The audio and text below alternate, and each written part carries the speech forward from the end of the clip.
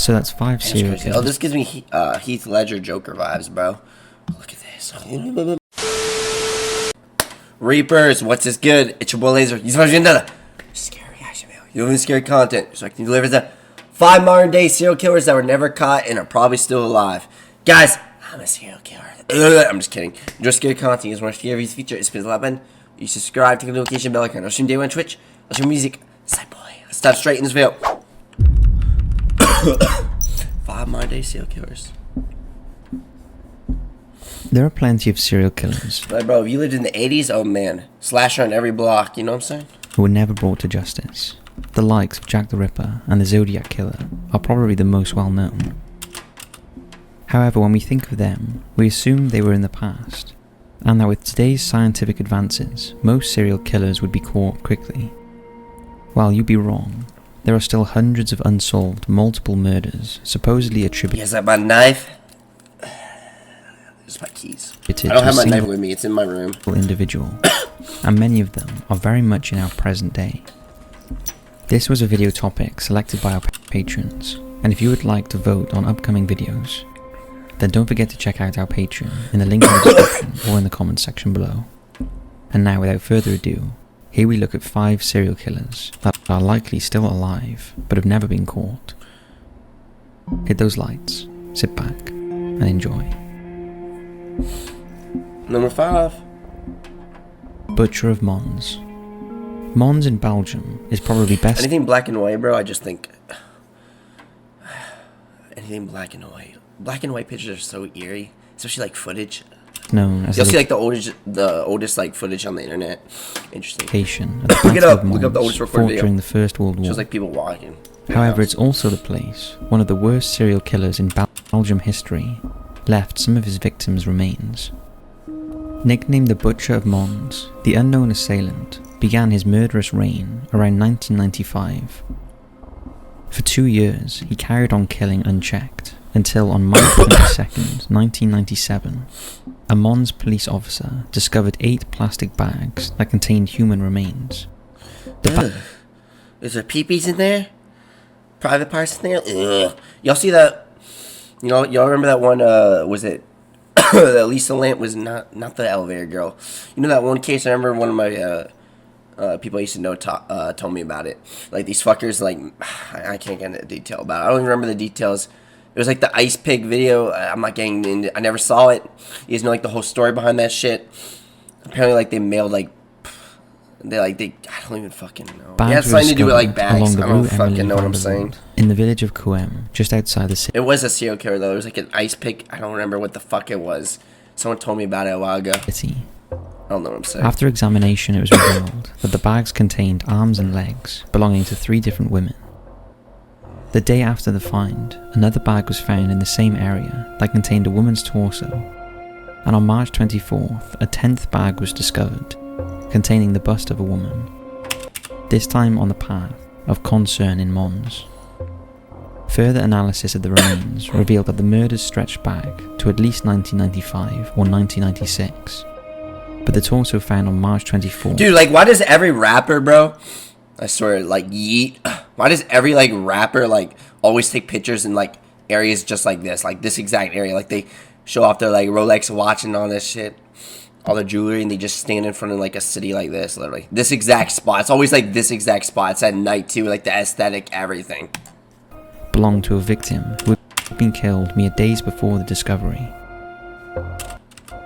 Analysis of the bags revealed that at least 5 of them originated from the municipality of 𝐵𝐼𝐭, a seaside resort on the Belgian coast, over an hour-and-a-half drive from Mons. On April 12th, 2 more bags were found. These bags contained 1 foot, 1 leg, and a head. All 10 bags also contained brightly coloured... Imagine body parts just being mailed to you in, like, the mail. Like, you open up your mailbox... Your body parts flashed. Oh, that's nasty. Underwear. The systematic mutilation of the bodies made their identification difficult, although eventually they were all named. The youngest victim was 21 and the eldest 23. All the victims had in common was that they frequented the area of Mons railway station, and all were plagued by destitute or family issues. Belgium authorities were convinced they were the work of the same person and believed they had a serial killer on their hands. The police also pointed out that there seemed to be a macabre Like, they just look like, bro, the monsters look just like us. pattern to where they dumped the body parts. Dude, my left rib cage is like, my left side of my rib cage is like burning. I don't know why, bro, but that's like the only type of pain I'm okay. I mean, I love pain to like a certain extent. Like, there's like a burning pain just going on the left side of my rib cage, bro. Anyone that's got tattoo, bro, tattoo pain is so addicting. I love tattoo pain. Like, I think it's like the main, like, people say that's like the worst. People like always like, what do tattoos feel like? I already say this in one of my other videos. It's like, it's kind of like fucking like just like a, imagine like sandpaper being rubbed against, like you have a sun. I don't know. Like, tattoo pain is like addicting. Like, it feels good. People hate on it, but I think it feels like, I thought it was like addicting. Like, I have like 13 tattoos. I'm not getting any more. 13, yeah. Is it 13? 12? I don't fucking know. But like, tattoo pain is so good. It feels so, like, the adrenaline. Especially like anyone that's gotten tattoos like near like a bone part. Oh man, like, it hurts like fuck, but it feels. I find it like really good. I find it relaxing. Most people hate it. Most people say it's like terrible. Like, people make it to be like the worst thing ever. Like, people always like, is it bad? Like, if you're looking to get a tattoo and you're scared of the pain, don't be scared. It's not as bad as people make it to be. It's literally not. Like, imagine like you're getting a shot from the doctor, like, but like, it's like over and over again. Like, it's not even that bad. You know what I'm saying? And you probably won't pass out. You just drink some water, eat a lot before you go. Like, obviously, don't like get hungover the night before. Don't have a party or whatever. Like, prepare for it. Like, you know, drink a lot, eat a lot. But people are always like, our tattoos, like, people make it scary as shit. It's not bad at all. It's really relaxing. For instance, Dump Street, the Path of Worry, the River Hate, and Jitters. They also theorized that the killer may have had some kind of medical training because each victim had been dismembered and mutilated with such precision. It was also deduced that the killer had a steady job based on the fact that all of his victims were murdered on weekends. She gives me crusty vibes.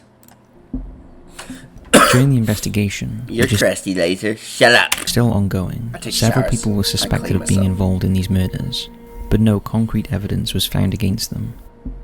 To this day, the murders remain unsolved, and if they are still alive, the butcher of Mons is still at large. Number 4. Flat Tire Murders. The case dubbed the Flat Tire Murders linked 5 victims. Oh yes, bro. Farms and serial killers is yes, yeah. Leatherface and a farm. It's always, dude. I would kill to just like imagine like the world like you know, people make zombie apocalypse like a whole aesthetic. I would kill to just like walk around like imagine if the world was ending. I mean, technically it kind of is, you know. Imagine if like everything just went to shit, like an apocalypse happened. I would kill to just walk around like a farm like this, you know. Like, I would kill, like, anyone just loves, like, running in, like, empty fields, like, my Jeepers Creepers song. I would kill to just walk in, like, an empty, foggy field. To a single perpetrator in Dade County, Florida in 1975. All the murders took place in the vicinity of Cutler Bay, known at the time of the killings as Cutler Ridge, and the Palmetto area of South Miami-Dade County. Investigators concluded that the killer deflated the tires of women's vehicles and then offered them assistance before killing them. His victims included 5 women from South Florida: Ronnie Gorlin, Elise Knapp, Barbara Stevens, Barbara Schreiber, and Belinda Zetroa. When Ronnie Gorlin and Elise Knapp were murdered in July 1975, investigators were convinced there was a connection between the killings. Years later, in August 2011, the assistant medical examiner of Dade County also connected the other 3 cases to the same killer. It was theorized that the suspect acted alone, moved from coast to coast, and was probably responsible for many more unsolved homicides carried out in similar circumstances. Flat tires, yeah, there's good tires and pop them. Don't pop people's tires, kids. Pop people's tires. Laser advice. Investigators believe the killer is likely very intelligent, with an above-average IQ and strength. His method. You know what I get vibes of, bro, when I see like the hoodie and like the pitch black right here? I get vibes of like that weird ass couple at school. It was always like the green hoodies, like the wolf hoodies and shit, the galaxy hoodies. You wouldn't be able to see their faces and shit. The method of killing so far has been a combination of shooting, stabbing with an ice pick, and blunt force trauma with hammer blows. With such force that 3 of the victims could not immediately be identified due to severe disfigurement. To date, no suspects have been interviewed and no one has been apprehended, and it's very likely that the flat tire murderer is still alive and could still be killing people across America. The Chicago Strangler. Chicago has always had a shady criminal past due to its ties to the mob, in particular Al Capone and Bugs Morris. It was also the home of America's very first serial killer, Dr. Henry Howard Holmes, to whom of which we have done a Murderous Minds documentary over on Patreon, which you can check out by clicking the link in the description or in the comment section below, where you'll get access to all of our Murderous Minds documentaries and other documentaries for just $2 per month. However, the city could have another serial killer on the loose, whose terrifying reign of terror is only just beginning to unfold. For the past 2 decades, Chicago has seen a series of eerily similar... I like how Chicago literally makes like the whole fucking lake like green Nickelodeon slime every March. It's this exact river, I'm pretty sure. I don't know. I think it's literally this one. They make like the river green. That's so cool. Strangulation. Imagine being... I just realized, like, what do the fish do when that happens? Like, are the fish okay? Like, do the fish just go, bye-bye, you know what I'm saying? Like, I always thought about the fish. Like, are they okay? Is the marine life over here okay? I'm not trying to be that soft-ass motherfucker. I'm just curious. Like, is the marine life okay? Murders. The first victim was found in 2001, and since then, other bodies have turned up in empty lots, vacant buildings, dark alleys, and even garbage containers. The victims have all been women between the ages of 18 and 58, and many of them struggled with drugs or prostitution, making them particularly vulnerable to predators on the street. In total, there are an astonishing 51 unsolved murders that all follow a similar pattern. The victims have been found in 3 specific areas of Chicago: the west side, the south side, and the far south side. But despite striking similarities in the way the women were killed and dumped, it wasn't until... Bro, this world's so fucked, man. Like, people be dumping bodies, you know, like, eating flesh, like, people, like, this, it's crazy how there's missing people, like, missing children that probably, like, just in, like, a body bag, like, a trash bag, like, just hidden, like, 10 feet under the ocean, you know what I'm saying? Like, I think it's, like, the worst scenarios ever, like, the worst situations, like, when people just go missing and, like, they're just never found again. Like, imagine, like, just cutting someone's pee-pee off, you put it in a trash bag, and it just disappears forever, you know what I'm saying? 2018, when the latest victim was found, that investigators considered the possibility that one perpetrator was responsible. An interesting detail about the serial killer theory is that from 2001 to 2014, the murders occurred frequently. Then between 2014 to 2017, they abruptly stopped, suggesting the killer was in jail during this period, and since their release has picked up where he or she left off.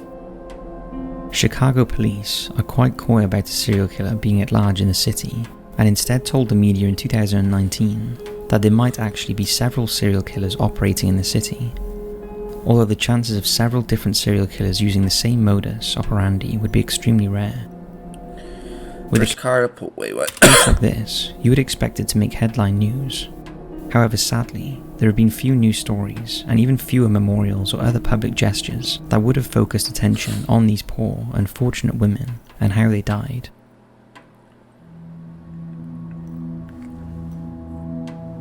The Long Island serial killer, New York State.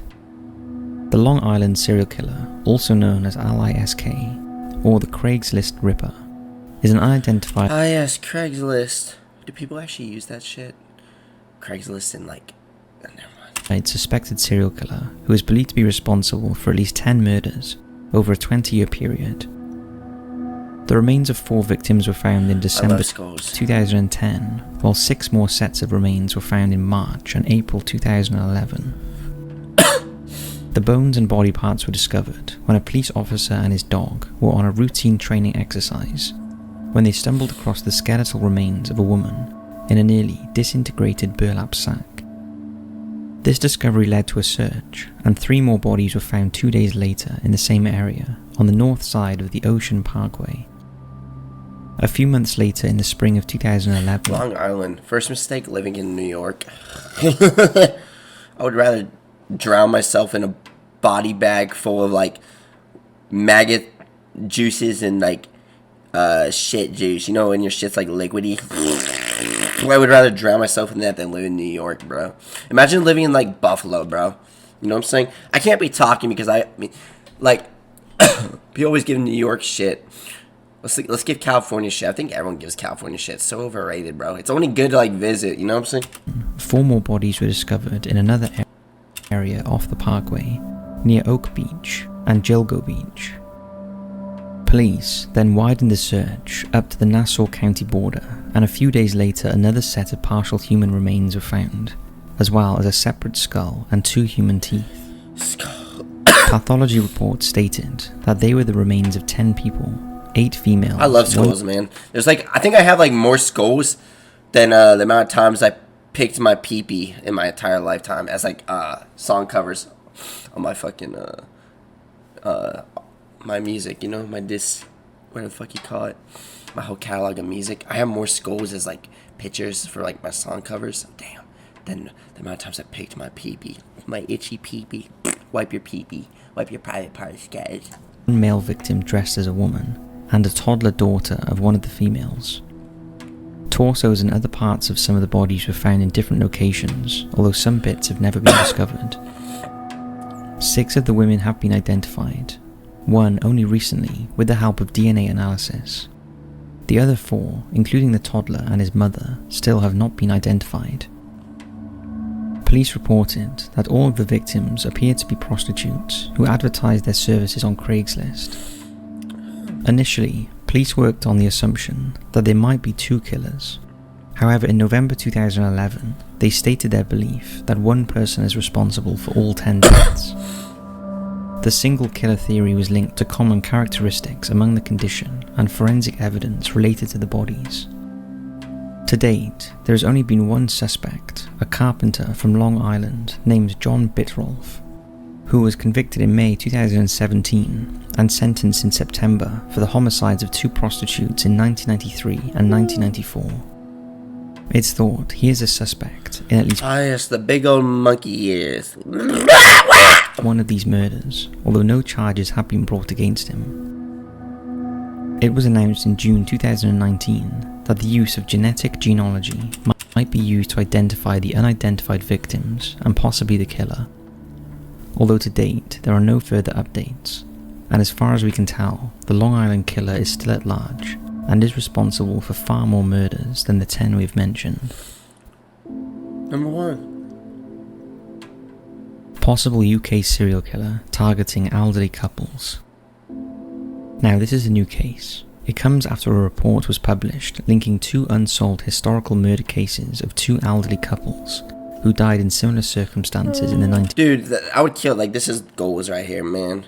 Goals. The older couple that stay with each other till they die. Goals. Kissing you as your skin literally starts to fall off. Ah, yes. Old couple goals. 1990s. Your skin's already shriveling up as I kiss you. It's like that one SpongeBob episode where, like, when you know how SpongeBob, like, our cartoons, like, where their face just, like, sinks in their own, like, flesh. It's like a laundry detergent, or, like, a laundry, spinner, whatever the fuck you call it. Both couples lived in the Cheshire area of England. The 2 cases re-examined were Howard and Beatrice Ainsworth and Donald and Oriel Ward. Mr. Ainsworth, 79, and Mrs. Ainsworth, 78, were found dead by police in 1996. Mrs. Ainsworth was found with a knife in her forehead and had her face hit repeatedly with a hammer, and was partially knife in the forehead. Go check out my song Magic, by the way. It literally has a knife in the skull. Covered by a That's pillow. the song cover. Mr. Ainsworth had a bag tied around his head. At the gruesome scene, police found a suicide note, seemingly written by Mr. Ainsworth, leading to the coroner and officers agreeing the case was a murder-suicide. 3 years later in 1999, a similar case took place where Mr. and Mrs. Ward were found dead in their homes after an apparent murder-suicide. Mrs. Ward was found bludgeoned, stabbed and suffocated, similar to Mrs. Ainsworth, whereas Mr. Ward was found with a knife in his heart. In both cases, police found no evidence of violence in the couple's relationships and suggested the cases were moments of madness. However, a senior coroner's officer did not accept this official explanation and kept the case files in a special interest folder. Many years later, Stephanie Davis, the current senior coroner's office for Cheshire, reviewed the original files and used modern crime science. The officer discovered 2 more nearby cases, plus 1 in Cumbria. All 3 cases fit the pattern of violence seen in the Cheshire murders. Like, bro, serial killers, they all have something in common. They all look like the most nice-looking people, man, you know? That were never caught and probably still alive. Kind of like the perfect crime, right? Like, it's crazy. That's like kind of like a shower thought. Like, it's crazy how many crimes were committed and, like, they just got away with, like, there's probably, like, a murderer, like, someone that murdered someone out there. Like, dude, I think, fucking, what's his name? Never mind. I forgot. OJ. Oh, yeah. It's crazy how OJ died. It's kind of like one of those people you least expect to die. Like, he fucking died not too long ago, you know? You know? But, like, I did think he did it, you know? I don't know. Some people think he didn't. I think he did it, but it's whatever. I don't want to get too in detail about that. But it's kind of like, he's not even a serial killer. Well, he killed people, but, like, he's not like a... Serial killer is like a massive amount of people. He killed 2 people, right? I don't fucking know. But, what was I gonna fucking say, man? What was I gonna fucking say? I forgot. Suicides, and the officer thinks there are enough similarities to link them to the same serial killer. Davis also enlisted the help of Steve Chancellor, one of America's top cold case police forensic investigators, who also suggested that both of the 1990s cases were likely double murders. He claimed vital evidence had been missed by the Cheshire officers at the scene, and he agreed with Miss Davis that the same offender was involved in both cases was a very real possibility. In her 2020 report, Davis has urged the National Crime Agency and Interpol to urgently review cases across Britain to see if there are any more similar cases. She is concerned that there is an outstanding offender who could still be offending and who needs to be brought to justice, and there is a real possibility that there is a serial killer at large in the UK. So that's 5 serial killers. Oh, this gives me Heath Ledger Joker vibes, bro. Look at this. Damn, it's crazy. He's got like that whole like robe. Okay, this is this video. Hope you enjoyed it. Serial killer. Which one of these videos was most interesting to you? Very action content.